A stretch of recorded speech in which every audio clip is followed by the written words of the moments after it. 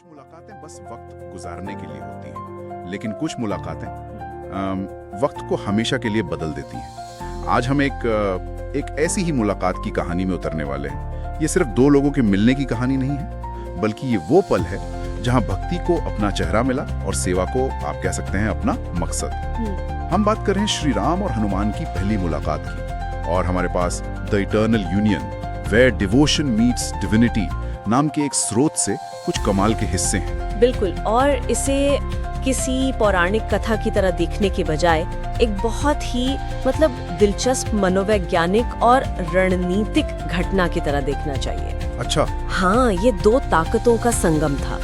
एक तरफ है राम, जो अपनी पहचान, अपनी ताकत सब कुछ खोकर वनवास में है, और दूसरी तरफ है हनुमान, जो दुनिया के सबसे शक्तिशाली प्राणियों में से एक है, लेकिन उन्हें अपने जीवन का उद्देश्य नहीं मिला है। तो ये मुलाकात एक किस्मत बदलने वाला पल था दोनों के लिए। तो चलिए सीन सेट करते हैं। स्रोत हमें चित्रकूट के घने जंगलों में ले जाता है। माहौल शांत है, लेकिन एक तनाव भी है। दो राजकुमार राम और लक्ष्मण अपनी पत्नी और भाभी सीता की खोज में भटक रहे हैं, और उसी जंगल में पास के किष्किंधा नाम की जगह पर वानरों का एक राजा है सुग्रीव, जो डर के साए में जी रहा है। और ये डर समझना बहुत जरूरी है। क्यों? सुग्रीव को उसके ही भाई महाशक्तिशाली बाली ने राज्य से निकाल दिया है और उसकी जान लेना चाहता है। तो जब सुग्रीव इन दो अजनबी तेजस्वी धनुर्धरों को जंगल में देखता है, उसका पहला ख्याल यही आता है कि ये बाली के भेजे हुए जासूस है जो उसे मारने आए हैं। बिल्कुल। उसका डर जायज है, वो एक तरह के पैनिक मोड में है। और इसी पैनिक में वो अपने सबसे भरोसेमंद, सबसे बुद्धिमान मंत्री को बुलाता है, हनुमान। मिशन साफ है, जाओ पता लगाओ ये कौन है, इनका इरादा क्या है, दोस्त है या दुश्मन। हाँ, पर यहाँ पर एक कमाल की बात है जो अक्सर लोग नजरअंदाज कर देते हैं। हनुमान अपने असली रूप में नहीं जाते। नहीं, उन्होंने एक ब्राह्मण का वेश चुना। पर क्यों? ये सिर्फ भेष बदलना नहीं था, ये एक साइकोलॉजिकल मूव था, है ना? बिल्कुल सही पकड़ा। सोचिए, अगर हनुमान अपने विशाल वानर रूप में जाते, जो कि डरावना हो सकता था, तो पहली प्रतिक्रिया क्या होती? डर। हाँ, राम और लक्ष्मण शायद तुरंत डिफेंसिव हो जाते और बातचीत शुरू होने से पहले ही खत्म हो जाती। ब्राह्मण का रूप चुनने के पीछे एक गहरी रणनीति थी। ब्राह्मण उस समय ज्ञान, शांति और निडरता का प्रतीक थे। अच्छा। एक ब्राह्मण किसी से भी, यहाँ तक कि राजाओं से भी, बिना डरे सवाल कर सकता था। ये एक नॉन थ्रेटनिंग अप्रोच थी। उन्होंने ताकत का नहीं, बुद्धि का इस्तेमाल किया। तो हनुमान एक ब्राह्मण के रूप में राम और लक्ष्मण के पास पहुंचते हैं और पहली बातचीत शुरू होती है। हनुमान बहुत विनम्रता से पूछते हैं, आप दोनों तेजस्वी लगते हैं, देखने में तो आप किसी एक क्षत्रिय राजकुमार की तरह हैं, लेकिन आपने जटाएं रखी हुई हैं, क्या मैं जान सकता हूं आप कौन है? ये सवाल सुनने में बहुत सीधे लगते हैं, पर असल में ये एक तरह का लिटमस टेस्ट है। मतलब हनुमान सिर्फ जानकारी नहीं मांग रहे, वो बहुत कुछ परख रहे हैं। पहला, वो उनकी भाषा सुन रहे हैं, क्या वो संस्कारी है। दूसरा, वो उनका व्यवहार देख रहे हैं, क्या उनमें घमंड है। और तीसरा, वो उनकी कहानी में कोई झोल तो नहीं, ये समझने की कोशिश कर रहे हैं। हाँ, ये एक सवाल नहीं, ये एक इंटरव्यू की शुरुआत है।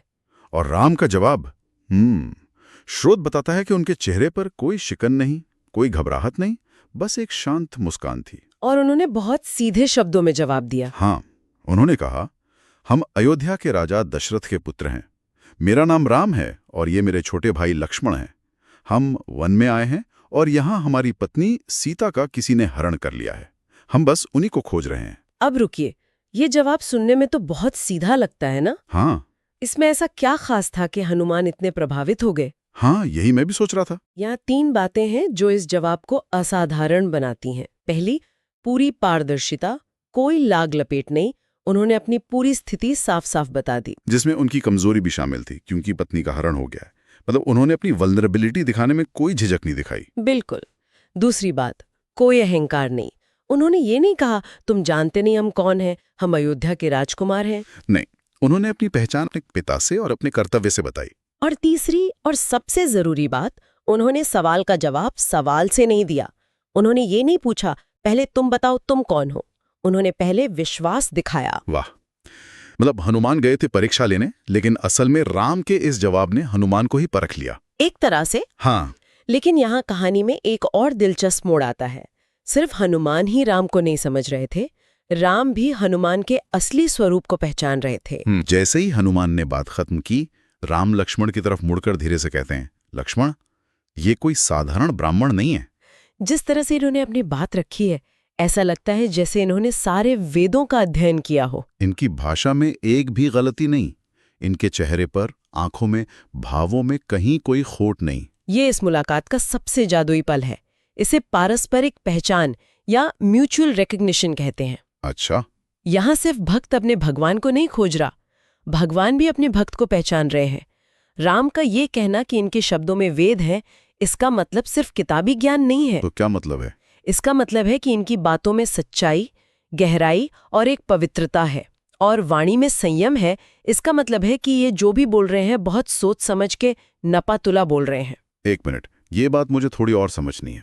राम ने हनुमान को पहचाना, ये तो ठीक है, पर स्रोत ये बताता है कि कैसे पहचाना। क्या ये सिर्फ एक दिव्य दृष्टि थी? ये एक बेहतरीन सवाल है। देखिए, इसे सिर्फ दिव्य दृष्टि कहकर हम राम की बुद्धिमत्ता को कम कर देते हैं। सोचिए, राम खुद एक बहुत बड़े ज्ञानी हैं। नहीं बात है। उन्होंने हनुमान की बातों में व्याकरण की शुद्धता, शब्दों का सही चुनाव और विचारों की स्पष्टता को पहचाना। उन्होंने यह भांप लिया कि इतना असाधारण संवाद कौशल किसी साधारण व्यक्ति का हो ही नहीं सकता। तो ये एक ज्ञानी का दूसरे ज्ञानी को पहचानना था? बिल्कुल, ये आत्मा के स्तर पर एक कनेक्शन था जो बाहरी रूप के पार देख सकता था। और जैसे ही राम की ये शब्द हनुमान के कानों में पड़ते हैं, स्रोत के अनुसार मानो उनके शरीर में बिजली दौड़ गई। उन्हें एहसास होता है कि वो जिनसे बात कर रहे हैं वो कोई साधारण राजकुमार नहीं है। वो समझ जाते हैं कि जिनकी वो बरसों से प्रतीक्षा कर रहे थे वो यही हैं। और फिर वो पल आता है जो इतिहास बदलने वाला था। हनुमान अपना ब्राह्मण वेश फेंक देते हैं, अपने असली वानर रूप में आते हैं और बिना एक पल सोचे श्री राम के चरणों में गिर पड़ते हैं। उनकी आंखों से आंसू बह रहे थे और कांपते हुए स्वर में बस इतना ही कह पाए, प्रभु, मैंने आपको पहचान लिया, आज मुझे मेरा स्वामी मिल गया। ये एक ऐसा सीन है जहां बुद्धि, तर्क, रणनीति सब कुछ पीछे छूट जाता है। हाँ, सिर्फ भावनाएं रह जाती हैं। इस आत्मसमर्पण के प्रतीक को समझना जरूरी है। ब्राह्मण वेश का त्याग करना सिर्फ कपड़े बदलना नहीं था, ये अपने ज्ञान के अहंकार का त्याग था। अच्छा? ये उस रोल का त्याग था जो उन्होंने ओढ़ा हुआ था। और चरणों में गिरना पूर्ण समर्पण का प्रतीक है, जहां मैं का भाव खत्म हो जाता है और सिर्फ आप रह जाते हैं। ये तो हुई हनुमान की बात, पर मुझे इस बात में भी बहुत दिलचस्पी है कि राम ने इस सब पर कैसी प्रतिक्रिया दी। उनका रिएक्शन क्या था? और राम की प्रतिक्रिया ही इस रिश्ते को दुनिया का सबसे अनोखा रिश्ता बनाती है। उन्होंने हनुमान को उठाया, उन्हें अपने गले से लगाया और वो ऐतिहासिक वाक्य कहा जो आज भी गूंजता है, हनुमान, तुम मुझे लक्ष्मण की ही तरह प्रिय हो, तुम मुझसे अलग नहीं हो। जहां तुम हो वहां मैं हूं जी, तुम मुझसे अलग नहीं हो। ये लाइन, ये बहुत शक्तिशाली है। ये मालिक नौकर वाला रिश्ता नहीं है। बिल्कुल नहीं।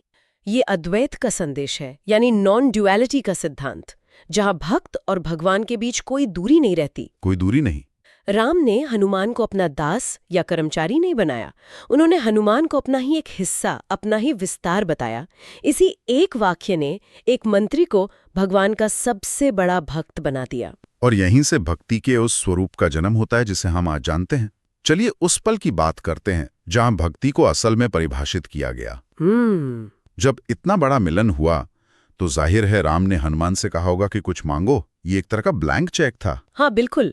सोचिए, अगर हमारे आपके हाथ ऐसा मौका लगता तो हम क्या मांगते? ताकत, अमरता का वरदान, कोई राज्य, मोक्ष, कुछ भी। लेकिन स्रोत बताता है कि हनुमान ने क्या मांगा। उन्होंने सिर्फ एक चीज मांगी, हे प्रभु, मुझे बस इतनी कृपा करना कि मेरे मन में आपके लिए भक्ति कभी कम न हो। मुझे केवल आपका दास बने रहने का अधिकार चाहिए। बस, और कुछ नहीं। ये बात दिमाग घुमा देने वाली है। यही तो भक्ति का सार है। यह भक्ति कोई सौदा नहीं है, कोई ट्रांजैक्शन नहीं है कि मैं आपकी सेवा करूंगा और बदले में आप मुझे ये देना। नहीं, यहाँ तो सेवा करना ही अपने आप में सबसे बड़ा इनाम है। दास बने रहने का अधिकार मांगना मतलब ये कहना कि मुझे दुनिया की कोई और चीज नहीं चाहिए, सिर्फ आपकी सेवा करने का मौका चाहिए, ये निस्वार्थ भक्ति है। जो किसी भी पर्सनल फायदे यहाँ तक कि मोक्ष की इच्छा से भी ऊपर है। तो इसका मतलब हनुमान को अमरता उनकी शक्तियों ने नहीं बनाया? नहीं, स्रोत साफ कहता है कि इसी क्षण ने हनुमान को अमर बना दिया। उनकी शक्तियों ने नहीं, उनके वरदानों ने नहीं, बल्कि उनकी इस अटूट, निस्वार्थ और शुद्ध भक्ति ने उन्हें अमर बनाया। वाह! वो अपनी ताकत के लिए नहीं पूजे जाते, वो अपनी भक्ति के लिए पूजे जाते हैं। ताकत तो रावण के पास भी थी, लेकिन उसके पास समर्पण नहीं था। क्या खूबसूरती से आपने इसे समझाया। तो इस पूरी मुलाकात को देखें तो ये सिर्फ एक मुलाकात नहीं थी, ये एक इंटरव्यू था, एक मनोवैज्ञानिक परख थी, एक दूसरे को पहचानने का पल था। और आखिर में एक ऐसा रिश्ता बना जो हमेशा के लिए मिसाल बन गया। स्रोत की आखिरी लाइनें इस रिश्ते का पूरा सार बता देती हैं। राम बिना हनुमान अधूरे हैं और हनुमान बिना राम कुछ भी नहीं। ये एक दूसरे पर निर्भरता नहीं, बल्कि एक दूसरे में पूर्णता है। अगर भक्ति को कोई चेहरा दिया जा सकता है तो वो हनुमान है। और ये कहानी हमें आज के संदर्भ में भी एक बहुत गहरा सवाल सोचने का मौका देती है। हम सब अपनी जिंदगी में किसी न किसी चीज के प्रति समर्पित होते हैं, अपने काम, अपने परिवार, किसी लक्ष्य के प्रति। हाँ, बिल्कुल। लेकिन हनुमान की कहानी एक अलग सवाल पूछती है। क्या हमारे जीवन में कोई ऐसा उद्देश्य हो सकता है जिसके प्रति हम इतने पूरी तरह समर्पित हो जाएं कि हमारी अपनी पहचान ही उस उद्देश्य से परिभाषित होने लगे? ये मुलाकात हमें सिखाती है कि महानता सिर्फ ताकत या बुद्धि पाने में नहीं है, बल्कि किसी महान उद्देश्य के प्रति खुद को पूरी तरह बिना किसी शर्त के सौंप देने में है। शायद हम सब अपनी जिंदगी में उस राम को ढूंढ रहे हैं जिसके प्रति समर्पित होकर हम खुद हनुमान बन सकें।